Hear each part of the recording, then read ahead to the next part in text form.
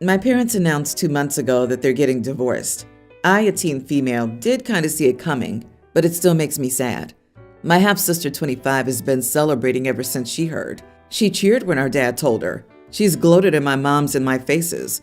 She told Mom she could forget about being a part of her life or going to her wedding now. Her half-sister is estranged.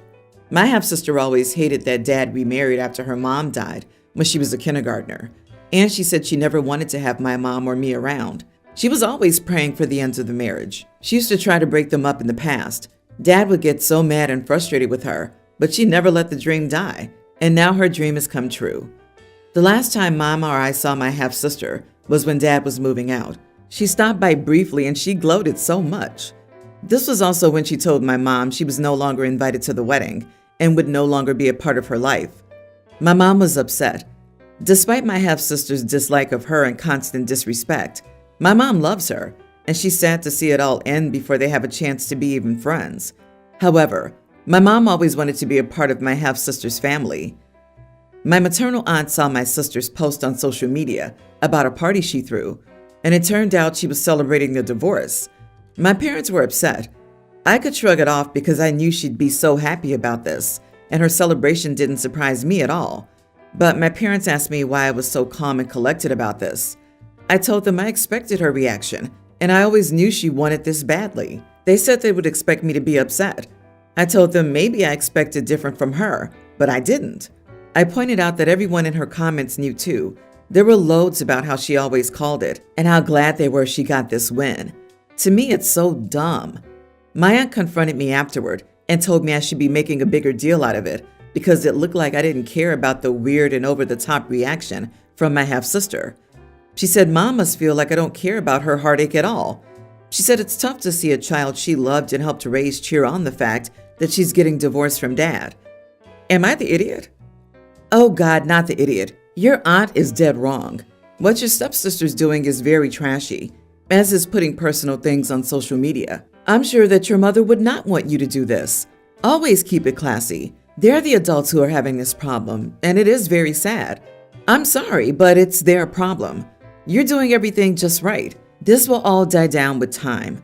Live your life, study, work hard, and let others deal with theirs. But remind them that they are the adults. You, as a teen, saw it coming, so why didn't they? Wondering what support that sister got as a kindergartner when her dad remarried and how hard the new stepmother pushed. OP isn't wrong here at all. When you have realistic expectations, you can pretty much see things for what they are. Hopefully the sister finds her long-lost peace now after the divorce she prayed for so long. She realizes that she's just making her own father, a widower, completely miserable, right? Or is it a game to her? I hope your father cuts her off. She really needs a new identity. Queen Idiot and her pathetic minions need to grow the heck up. How she's managed to get some poor man to agree to marry such a bitter, twisted, and childish piece of toxic waste is utterly confusing to me. Laugh your butt off when he divorces her, and do it twice, once for your dad and once for your mom. Yep, karma's gonna get those two. It's too bad that they want performative outrage from you. Do they think that that would do anything but give her more ammunition to gloat? They should direct their anger at her, and her dad should cut her off, not you. Waiting for the update when Dad starts dating someone new. Half-sister realizes it went from her version of bad to worse and wants your mom and dad to get back together. Or somehow circles back around to use the "we were family once." It's coming. My husband and I have been together since my oldest, a young teen, was a toddler. I was told years ago I would never be able to conceive another child. However, we ended up pregnant last year by some miracle, and I gave birth to our daughter a few weeks ago. Everyone was over the moon, including my son. He had wanted a sibling and asked since he was easily a toddler. But my husband is weird now, or at least in my eyes, and this is what I'm here to talk about. So, if my son kisses the baby on the forehead, my husband starts freaking out. Don't you ever kiss that baby again. That's disgusting. You could give her a virus, etc., etc. If my son moves even a centimeter while holding the baby, my husband is freaking out. Don't move like that. You're gonna hurt her head. If my son blows raspberries on the baby's belly, my husband tells him to stop, saying he's being too rough. He's become an idiot helicopter parent filled with paranoia and anxiety, but refuses to be seen by a doctor. And it's just, I'm starting to rage, to a point where I have an appointment to get tested for postpartum rage. But I genuinely don't think I have it. I think my husband is triggering me. But here's the massive issue. My mother-in-law came here yesterday and full-on kissed our daughter right beside her mouth. And my husband didn't say crap, just sat there smiling. So I stepped in and said exactly what he said to my son. I said, "Don't you ever kiss that baby again. That's disgusting. You're going to give her a virus." She immediately stopped. But then she started swinging our daughter in a football hold with her head pointed down toward the floor. She was going pretty fast to the point of startle reflex. So I immediately told her to stop holding the baby like that and that she was being too rough. She said, "I've had 4 kids. I'm not dumb." So I said, "I don't care." She stops, hands off the baby, and then left maybe 5 minutes later. My husband asked why I was being such an idiot to his mom. So I said, "Why are you being such an idiot to my son?" He asked what I meant and asked for examples. So I gave him the side-by-side comparison examples to his mother versus my son. He shook his head and said I'm making crap up. I know for a fact I'm not making anything up at all. I've spoken to him before about getting on my son's case and said plainly to back off my son, or I'm going to treat all of his family members the same way that he's been treating my son due to his paranoia, and it'll make it so no one comes around anymore. He says I'm taking crap too far, that kids have germs and are rougher and clumsier. I told him I didn't give a darn. And yes, I have talked to him about his comments to my son, right in front of my son, and in private. He says I'm blowing things out of proportion. Your mother-in-law was swinging a newborn around like a football, and your idiot husband thinks kids are rough? Oh dear, he is a real child now. Your son doesn't mean anything anymore. His heir is born. Not the idiot, but put cameras or record him. Hard to gaslight a recording. You need counseling, and if your husband can't stop his nonsense, you need to get away from there. Sadly, many men forget about their stepchildren and replace them with their bio children, even after 10 plus years of parenting, and especially when the kids in question are boys or teenage boys. The stepdad starts to go testosterone intoxicated and pretend like they're the silverback competing with a new contestant for the throne. They don't seem to understand that they're just a dad suddenly turning into a bully, as seen from the boy's viewpoint. I'm having postpartum rage on your behalf, and I'm a male. That's how messed up families are created. It's like reading about the background story of a supervillain's past. Don't let your son down. Don't back off on this issue because he needs you to fight this battle for him. I hope that your husband, while being a stubborn goat, now understands what he did and your stance on it. Ask your mother-in-law for forgiveness if what you said to her was uncalled for. It's okay to prove a point, but not to someone else's detriment. My sister, Emily, a teen, does not do well around people or places she's not familiar with. She hates being away from our parents and gets really homesick. She gets overwhelmed easily. Our parents will then make sure to take her out of the environment or cancel plans so she's comfortable again. They do this for all of us and not just for Emily and one parent, so I, a teenage female, can still enjoy things. It's all of us that leave. This includes our own birthday parties, sleepovers with family members, trips with or without our parents, and plans with friends. This happens to me a lot. I don't think I ever get to fully enjoy one of my birthday parties, and I never got the option to have a party without Emily. Even like a friend thing where we go to see a movie, Emily would just text or call my parents, and then they would blow up my phone. One time I tried to ignore it, and they stormed into the theater after us, made me leave with her, and scolded me the whole way home about letting Emily be miserable for my sake. We went to summer camp for the first time last year, and Emily didn't even last the full day. The camp counselors tried to talk Emily into waiting just a while, but she called our parents and they took both of us home. Another time, we went on a multi-class field trip, and she hated it and wanted to leave after 2 hours. My parents demanded that I go with them. My teacher tried to tell my parents I could stay and go home like normal after the field trip, but they weren't having it. I've tried everything to get through to my parents, from heart-to-hearts to acting out to crying to them about it. None of it works. None of it will ever work. I gave up on them ever doing better.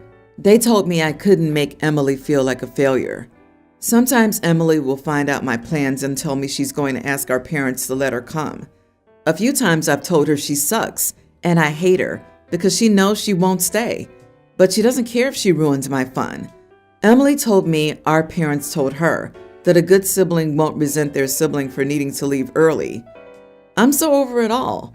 I was over it years ago, but I felt like I had no control. Now I'm just hiding plans I really want to keep and trying to make sure Emily can't join. Then my best friend's parents kind of messed me over without meaning to. They asked my parents if I could go on vacation with them, and my parents were trying to make the invite happen for me and Emily.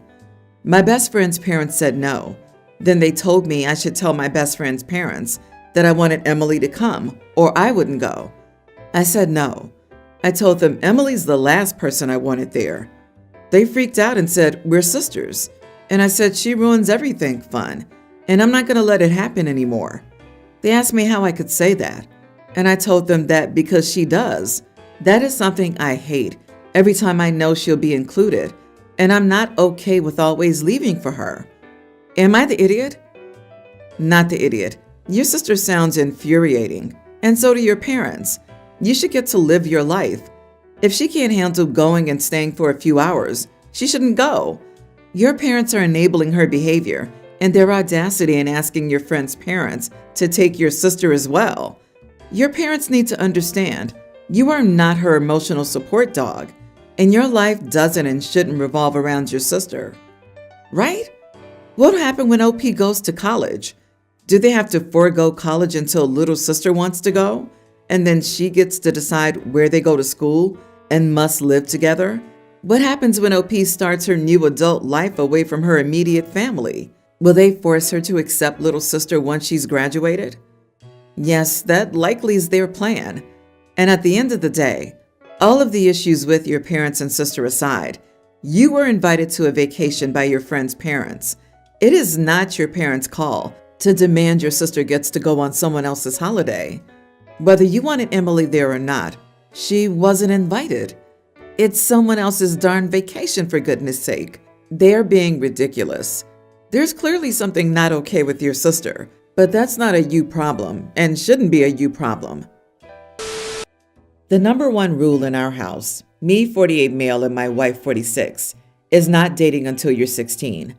Our son and elder daughter had to wait, and we've made it clear to our youngest daughter that she has to wait too. She's only a tween right now, going into her 7th grade this fall. She's never really complained about the no dating rule, but a few nights ago, she told me she was going to the movies with a friend. Yes, she told me, rather than asking if she could go. She said that the friend's sibling was dropping them off and picking them up, so I didn't need to do anything. I asked how long the movie was and which friend she was going with. Normally, I wouldn't have let her go. It was less than a half an hour before she was supposed to leave, and I like to know plans at least a day in advance. But since it's summer and since she's been bored recently, I figured I'd let it slide. She said the movie went past 10, and since we live far from the theater, she wouldn't be home until around 11. I asked again which friend it was. I would only trust her out this late with her best friend's sister, who babysat her for years. She was vague and didn't mention a specific name, so I told her she couldn't go. After complaining about it for a while, she caved and told me a boy she'd met had invited her, and she was really looking forward to it. I reminded her of the no dating rule, though she claimed it's not a date, and said she could go on a date with him in 4 years if he were still interested. I also allowed her to text him and cancel. She cried and slammed the door to her room, saying she really liked him and was looking forward to it so much. When my wife got home, we talked about it, and she agreed that canceling the date was the right decision. However, a couple of days later, we got an angry call from the boy's parents. By the way, they got my number from the school listing, where I later found out my daughter met him. They said their son had bailed on a family event, and the least I could do was pay for another date for the two of them. I said she couldn't go, and I was sorry, but had she told us about the date sooner, I would have canceled sooner. They angrily hung up. Also, it seems like she and the boy had been texting all summer and were only planning a date now for God knows what reason. I should have guessed, considering she's recently been pretty secretive about her phone and clicking out of her texts whenever I walk by. I was ready to call idiot here, but she's a tween and expecting to get home after 11 after being dropped off at a theater without supervision? Heck, by that point, it's not even about the no dating rule. It's about why the heck a tween is planning an unsupervised romp to the movies into the middle of the night. Exactly. At that age, movies are a daytime thing. This whole story is so crazy. A tween telling their parents they were going to the movies. A friend's sibling was driving and that they wouldn't be home until 11. Like, is that normal now? And then the other family called because parents wouldn't let their tween go on this date? What the heck even is this place now? Dude, you're a fool to think that your children waited until 16 to start dating and doing age-appropriate activities. I get that you're protecting your children and their innocence, but rules like this never work. You have to keep this rule since the older two followed it, which I respect. A little advice. The kids who had these rules when I grew up always did everything and anything behind their parents' back. They always ended up being the first to try and do everything out of the friendship bunch. I hope you're properly educating her on life. I have 3 kids, a young female teen, a male tween, and a female toddler. Recently, we went to a birthday party and many other kids were around. One of the kids was my cousin's daughter, a preschooler, who's a very bratty kid. My cousin's daughter was playing with my youngest and slapped her, which made her cry. I ran to hug her and looked at my cousin to see what she was going to do, and she simply laughed and said, "Kids will be kids. It was just a slap. She'll be fine." As soon as she said that, and before I could say anything, my older kids raised their hands and slapped her hard on both sides of their faces. She fell to the ground and started to cry. My cousin looked at me with wide eyes and said, "What the heck is wrong with your kids? Why would they do that?" And I just shrugged and said, "I don't know. Kids will be kids, I guess." She called me an idiot and has been telling people I allowed my teenagers to bully her toddler. The phrase "kids will be kids" means bad parenting results in idiots. Not the idiot. Your cousin set this situation up for it to happen exactly the way it happened. If she had intervened and done something about her pre-K kid, then her kids wouldn't have suffered the consequences of their kids following the rules she created. Spending any amount of time with kids should have told her where her line of thinking was going to lead. That said, I would address with the 2 older that you understand why they did it, but they probably still shouldn't. I guess everyone was so busy slapping each other that their hands were unavailable for clapping. All adults are idiots. 2 wrongs don't make a right. Are you just going to shrug if another older cousin comes around and creams your older kids? Of course not. Retribution among children with petty moms backing them up can be disastrous. You should all be teaching your children how to de-escalate. But it seems like neither of the adults in this situation learned that for themselves.